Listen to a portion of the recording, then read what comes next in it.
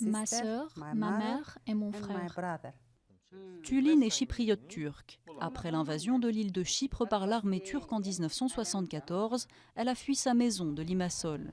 Depuis, le pays est divisé en deux et Tülin est exilée dans le nord de Nicosie, dans la zone occupée par l'armée turque. En avril 2003, lors de l'ouverture au public du premier point de passage entre le nord et le sud, comme elle, des réfugiés ont pu se rendre de l'autre côté du mur. Quand j'ai eu la possibilité de retourner la première fois chez moi à Limassol et Malia, c'était en 2003. Il y avait plein d'émotions. J'ai réalisé que les personnes dans mes souvenirs n'existaient plus. Depuis 40 ans, ces quelques 150 000 déracinés peinent à faire leur deuil. Des maîtrises, endimanchées pour l'occasion, acceptent de faire le chemin inverse. Depuis son départ forcé, ce chypriote grec se rend à Kyrenia pour la 3e fois. Le retour aux sources est douloureux. Comme je vois, c'est tout changé à l'intérieur aussi.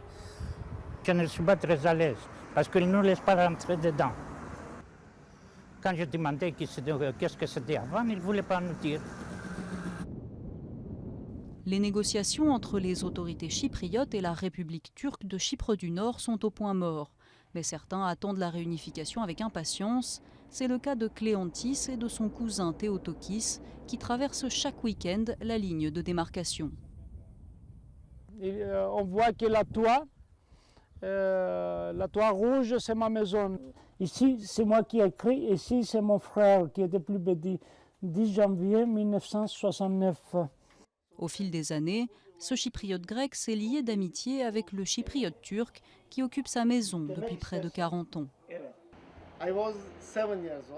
J'étais âgé de 7 ans et jusqu'à aujourd'hui, je suis resté ici.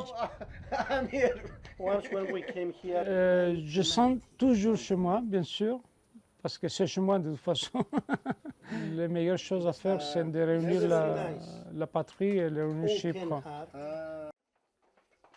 Depuis plus d'1 an, les négociations de réunification sont enlisées. Principal point de discorde, les propriétés spoliées après la guerre.